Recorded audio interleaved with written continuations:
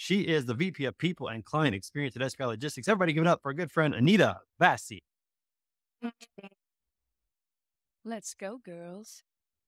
It's a good song. What's This is a great song. We should just let this play for a while. She's Canadian. You're Canadian. Come on. It's just so great. How are you doing? I'm good. How are you? We're doing great. So glad to have you on the show and so thankful for SPI being the sponsor of the show. We appreciate that so much. You're up in Vancouver, British Columbia, up in Canada. Tell us a little bit more about yourself and what's going on up in Vancouver these days. The weather's got to be tremendous. It's been so nice. It's not like overly warm where you feel like you're going to die when you're going for a walk, but it's not. Okay, we have to clarify what's overly warm for a British Columbian. I don't know the conversion, but for us, it's 33, 34 Celsius. Oh, yeah. Okay. That's pretty warm. That's not bad. Pretty warm. We all had to go buy AC units, and that was not Yeah. for us. That's like 86 degrees, 87, something like that. Somebody check my math on that in the comments if you would. Do the conversion on Google. Don't have it. I used to be a physics teacher. I feel like I did these things all the time when I taught. I haven't done it in a while, though. It's been about almost 20 years since I taught, 18 years since I taught physics. Crazy. All right. So anyways, keep going. You're up in Canada. The weather's good. Yeah. So a little bit about me. I'm actually the oldest of 4 kids. And I think I always lead with that because it's really shaped who I am, right? Given me a personality, like that bossy, controlling person, right? You're being in charge of 3 other siblings. So Are you bossy or are you like motherly? There's those two different things. Which one are you? I think if you talk to my youngest brother, he would say I'm motherly. If you talk to my sister, who's only a year younger than me, I would be bossy. So, Just depends. yeah, it The depends. context. Yeah, my personality can be a little bit different when he's 6 years younger than me. So that I think nurtures in that 6, like being more motherly. And she's only a year. So we're more like friends. We fight. We love each other. It's a little bit different. Got it. Yeah. Perspective matters. It determines. Okay. So firstborn of 4. All right. Yeah. And outside of that, I'm married. I have 2 little girls. My older one What I'm plays talking about. Yes. I'm and a she girl plays dad. hockey. So she loves it. Very Canadian of us. Very Canadian. Yeah. The hockey played up there. So we're loving it. We started off with soccer and oh my gosh, I could not stand the rain. In Vancouver, we get a lot of rain. I'd be like miserable with my umbrella. I was like, we gotta switch sports. And she wanted to do hockey. So it was good. So we did that. But Indoors on the ice. That's not bad. And Gary helped us out. It's 91.4, 33 degrees Celsius, 90. It's a little bit warmer than I thought. All right. That is warm. it Yeah. is I mean, warm. there's no humidity. Let's be honest. It's perfect up there, but 91 is warm. Yeah, it can, I feel like it gets a little bit humid in Vancouver. It's more drier when you go up to Okanagan. That's true. You're really like melty out here, right? When it gets hot. Not fun. Listen, I'm in Missouri, so I'd much rather be where you are at 94 degrees than where I am at 91 degrees. That is absolutely for sure. All right, so now you're at SPI Logistics. Talk a little bit about your journey to SPI. What did you do before this and what brought you to SPI? So I think I was in a lot more traditional HR roles prior to coming to SPI. I was with not bigger corporations, but they were Canadian-owned organizations as well, but they were primarily only focused national. So Canadian, like in Canada, we weren't in the US. So Sure. I worked with a car rental company that's actually just got bought out by Enterprise now. It's the only Canadian left-owned company, and it was just recently bought out too. So that's where I came from. And what happened was I was actually out in Alberta. And I decided to come back to Living out in Alberta. Alberta, Okay. not by choice. My husband dragged me out there for work. So It is colder there, I'm pretty sure. That's a pretty cold province in the winter. it's so cold and it's just not BC. So Yeah. I'm spoiled. Drastically different. The provinces of Very, Canada very couldn't be more different. Yeah, they're very different. And so we came back, we made the move back to Vancouver. I don't know. I must have put my resume out there. Joe says like when he hears these feeds from ZipRecruiter, he's all like, yeah, they do work because I guess that's where he found my resume. He called me up and I guess like the rest is really history from there because I was hesitant about being in transportation because my dad used to own a trucking company. So, I've seen the pains, I've seen the struggles, I've seen the late night calls. It wasn't something I wanted to be a part of, but I really love Joe and he sold me on his vision and what he saw for SPI's future and what I could be a part of. And I think that was really enticing. And he's just very inspirational. So it's hard not to want to be a part of his journey. So Yeah. I came on and it's almost been 6 years now and I love it here. Yeah. Joe's a great dude. I got a chance to connect with him. I think it was in Orlando at TIA. They were there and we had dinner and got to chat with him and the rest of the crew with James and Mike and Blythe was there and Chris was there, a couple other podcasters you guys sponsor as well. And so we had a really good time just getting to chat and I got to sit next to Joe. So I heard a lot about his story and got to connect with him. So I'm not surprised that you talked to Joe and went, yep, I want to be around this guy and around this company. So that makes a ton of sense. How long have you been at SPI? I'm just a little shy of 6 years. Okay. Oh, okay. So it's not anything new. Yeah, very good. Okay. No, I started off as a HR manager, going back into the typical HR. So what happened was we're in this transition period at that time where they weren't sure, did they need HR? They wanted to get to the next level. Joe saw the importance of it, like how we're going to create a culture, how we're going to change the dynamic of the company and Right. like assist with the growth. And so I was brought on as a first HR manager, and I've just grown into this role and made it my own. Yeah. Excellent. Let's talk a little bit about SPI, about what you do there. SPI is a freight brokerage, but it's an agent only freight brokerage model. So all you guys do basically is service agents. And then the headquarters there in Vancouver, British Columbia, that's your primary responsibility. Talk about why that has been enjoyable for you and what your focus is in really trying to serve your agents. Because I would imagine in your role, you really treat the agents as your customer, as who you are serving. So talk a little bit about that. Yeah. So actually, the department I oversee is called client care.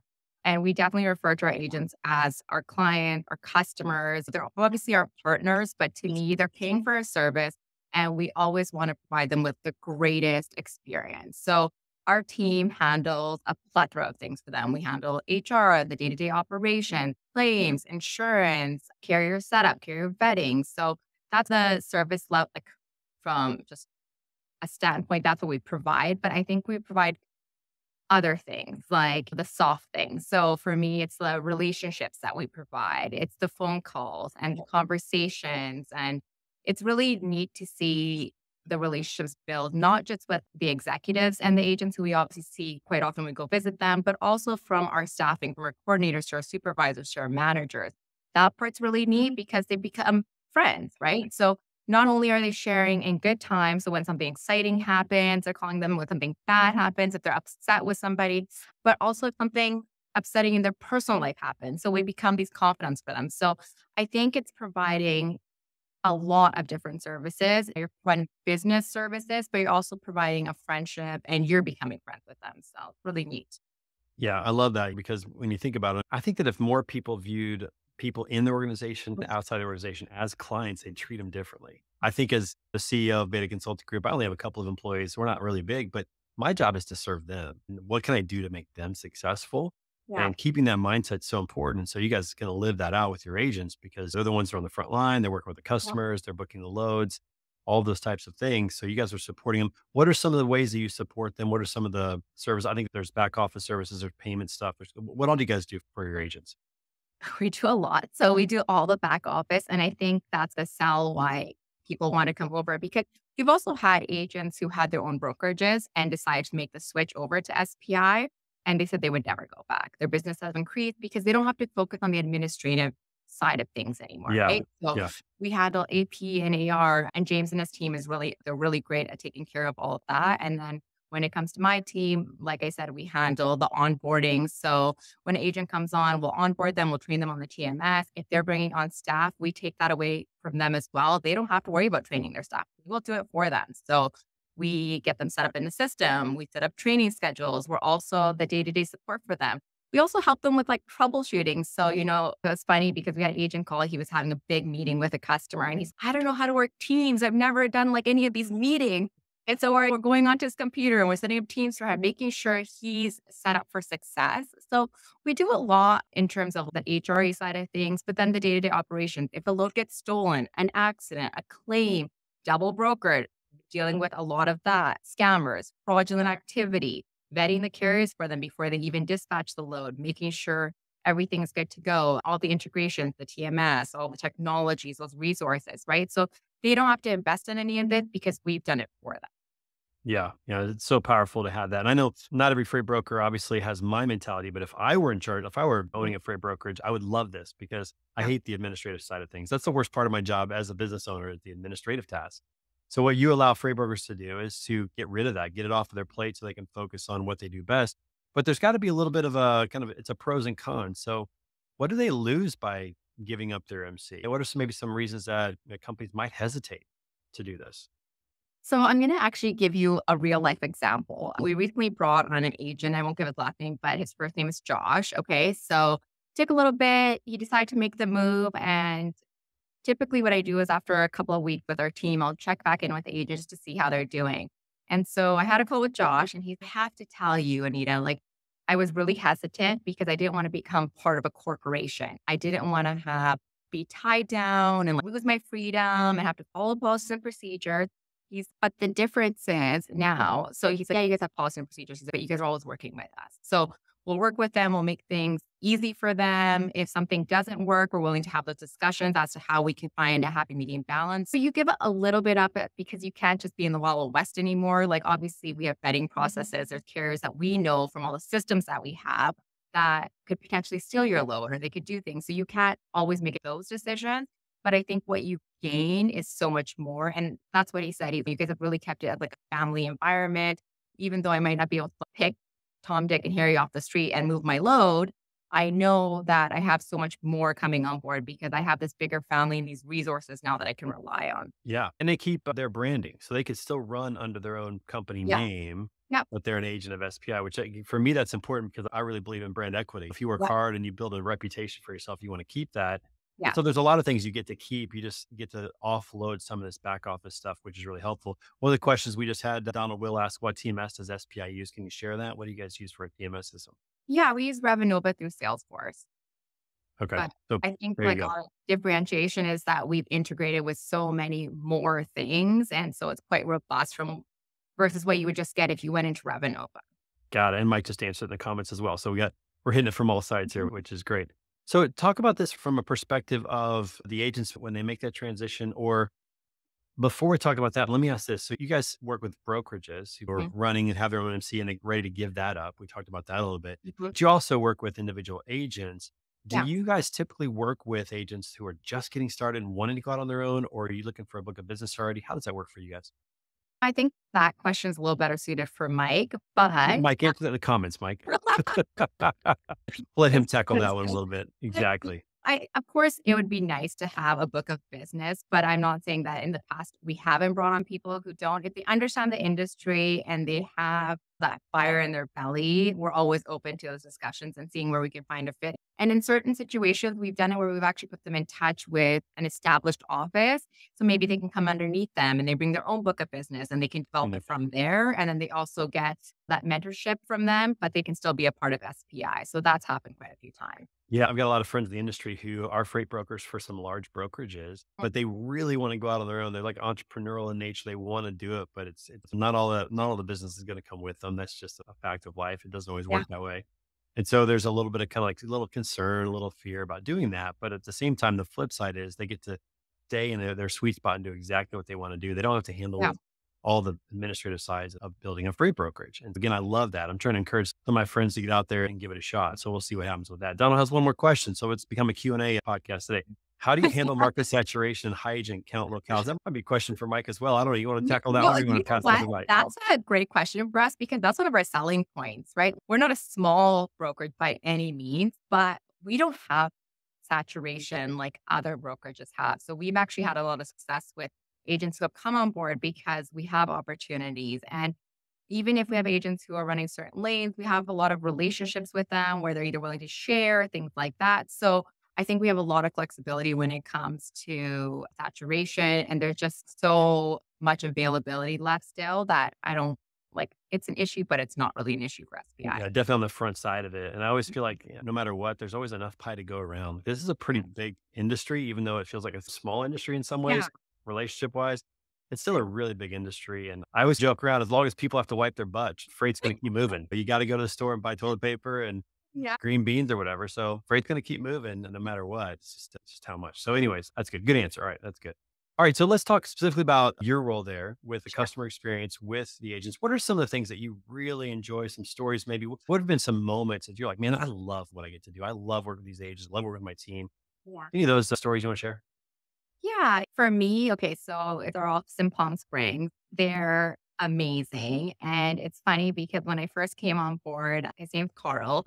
Anyway, so when I first came on board, he was like, I'm not going to like her. I don't want to talk to her. She's new, all of this, right? He's bossy. He's soft from the very beginning. I know, right? He goes, but over the years, like we've met and we've had conversations and we talk on the phone and we text. And then just like recently at this last like company conference that we had, he said, I wanted not to like you, Anita, but I just love you. You're my person. He's mine. I just love him too. But to me, those are my feel good moments. What I love about SPI and this job is that you come in a stranger, but you become family. And it's like the relationships you develop with people that you would never have known otherwise. Like I'm in Canada. Why would I be meeting somebody out in Palm Springs? I wouldn't. Or just, I think all of the offices that we share those relationships with, that we can call them. I was actually in Montreal for F1 just a few weeks ago. And we have an agent there and he knew I was coming out. And even though I was coming out on a personal vacation, he's like, we got to go for dinner. He took me out for dinner with some of his like staff. And that was amazing. He brought out his wives and I got to meet them and their partners. So it was just, it's so neat to me, the relationship side of it, because I went into HR because I'm a people person and I love talking to people. I love getting to know people. And I think everybody's story is so different. And with SPI, I think what I enjoy the most, right, is getting to know all these people. And it's been a great experience so far. Definitely speaks to the culture of the company because Mike and Joe and James and so many there, RJ, they're all so easy to talk to, which is great. And as an entrepreneur, I think it's wonderful because you just get support, where you need it, but you can still do your own thing. And the thing I love about being an entrepreneur, and I'm sure a lot of your agents feel the same way, is I really love the freedom that comes with it. And for me, the creative freedom, but really just the freedom to manage myself, do my own thing, work in a way that I think is best. And that's really important. And so for people that are feeling that way, I just encourage them, come on, you can do it. Yeah. Give it a shot. Get out there and do that. So I love it. All right. We got to pause for a second. Sure. Hold that thought. All right. We got to pause. We got to have a little bit of fun on the show. So got a couple things that we're going to do. So we like to celebrate the national days on here. Some are quirky. Some are pretty normal. Like we got 4th of July coming up here in the United States and we had Father's Day recently. Do you know what today's International Day is today? You know what today is? International Day we're celebrating today. I don't know. Bread? Oh, close. It is food. All right. It is food. It's actually International Pineapple Day. Do you like pineapple? I don't like pineapple. No. Oh, that's so sad. Fresh pineapple, so good. But no, you're not into that. Oh man. No. So what's your fruit of choice or your food of choice if it's not fruit? I'm gonna sound so bad saying this, but I don't like fruit or vegetables. So Really? What if you like a smoothie kind of gal all the time? Is that if what I that's have one? to, yeah, I will. Mouths of chicken every meal. That's it. It's not bad. Nothing wrong with that. I will eat it, but not because I enjoy it, but I know that it's good for me. No So fruits or vegetables, man. That's living the life. That's amazing. not my jam. Man. Actually, there, I'll eat strawberries in a jam form, right? A puree. Okay. There you go. So you do the smoothie puree kind of thing going on. Yeah, Okay. if it's like a good smoothie, but it's usually mixed with like frozen yogurt. So I don't know if that really. So maybe you should have a frozen yogurt pineapple smoothie and see if you like that. Who knows? Maybe today on International Pineapple Day, I have to do that. I just enjoy some fresh pineapple, maybe some sweet fruit, tropical fruit. It's always good in the summertime. Yeah. Definitely enjoy that. All right. So that's a National Day quirk. I don't know who's making these up, but anyway, it's fun. All right. So we also like to have a random question of the day. Now, this question's so random. Listen, Anita, I haven't seen this question. We let our podcast director come up with this question every day. Sometimes they're funny. Sometimes they're serious. Sometimes they're really good. Okay. Sometimes they're done. Let's see what today's is. Random question of the day is, are you afraid of ghosts? Yes. Really? Yeah. Oh, okay. So you believe in ghosts and you're afraid. Okay. In my mind, I try to pretend I'm not, like, I don't believe in ghosts. So then I can't be afraid of something I don't believe in. I'll like laying there in the curtain. What is it? The mind can definitely play tricks on you, right? To try to see things and whatnot. I can't say I've ever seen a ghost or felt like I was in the presence of a ghost, but I actually went to Savannah recently for the TMSA. Mike was there and RJ and James were there. And they say that Savannah is completely haunted, the whole town. Oh, I I didn't. know it's a whole thing. Like you can go down a really deep rabbit trail for hours if you look into that. But I didn't know that. Yeah, so I wouldn't say I'm afraid of ghosts because I really don't know that I believe in them because I just haven't seen them. But if you believe in them, I think I would be afraid. I'd have to say yes, probably. Because what do you do? What can you do to a ghost? Nothing. And I What also can they do to you? I don't know. punish myself by watching these like movies. And then I'm See, like, that's the problem right there. That's the problem. uh, Our imaginations tend to run a little wild when we stream a few shows. But yeah, I learned that Savannah is haunted, and I don't know if that's true or not. But anyways, that's a big deal. We can go down some rabbit trails on that. Okay, all right. Let's get back. You're welcome, Donald. Thanks for watching the show. Appreciate having you on the show today. All right, let's get back to what you were saying. Do you remember what you were saying before I cut you off there? And then if not, we'll finish up with a couple of the questions. I don't I feel like we're going into like great, like talking about the client experience. I think for me and the way I see SPI is that I think great companies, what they have in common when it comes to client experience is knowing what their customers want and value and their needs. So I think that's Yes. really That was important. so good. That is I- so true. Absolutely love that. Yep. to me, it's like each interaction that you have with your client can either build or destroy a relationship. Like you're only good as your last conversation. That's how I feel because that's what people remember. So you either make it a really positive one and build that relationship, or you make it a mediocre one with, they're not really sure if they're going to talk to you on the phone the next time. So I think those interactions are really important and you want to entice like a great feeling from it. So they want it again, right? It's like you go to a great restaurant, you come back, oh my God, the food was amazing. So you want to go back to that restaurant, right? So if our team can get them to elicit a great feeling or great emotion, the agents are going to talk to them again. Whether it's about a problem, whether it's just about their day-to-day life, that's the feeling we're always trying to create in the department. And I think that's what you do to have a great client experience. Yeah. It's all about the experience. There's no doubt about that. I'm sure that Mike and RJ and James might have mentioned this from being at TMS. We got to go see the Savannah Bananas and they're all about fans first. In fact, I'm reading this book right now by Yeah. Jesse Cole, the founder of that. It's all about fans first. And I've just taken this mantra that I don't want my customers or my clients to ever be called that again. I want them to be fans. Like fans, right? Fans will tell everybody about you. They'll pay full price. They'll do favors for you, all this kind of stuff. So if you give a good enough experience and people become fans, that makes a difference. So I love that approach. You know what, Trina? Also, the other thing where you're saying that is when you have that and they are a fan, if something does go wrong, which is human nature, you're not always going to perform 100%, right? They're willing to have those open conversations and give you the opportunity to fix it. So Yeah. having a fan also means open dialogue then, right? Because they love you so much, they're willing to have the conversation and letting you fix that mistake you made or change it or improve upon it and give you those opportunities. So I think Yeah. that's really important. It's so true. Yeah, I absolutely love that. Speaking of that, you guys do something to create kind of fans out of your agents. You guys have an annual agents conference, I believe. You had Yeah. this one year. This year was in Vancouver. Next year it's going to be in Nashville. Talk about that and what you do for the agents when they come in for that.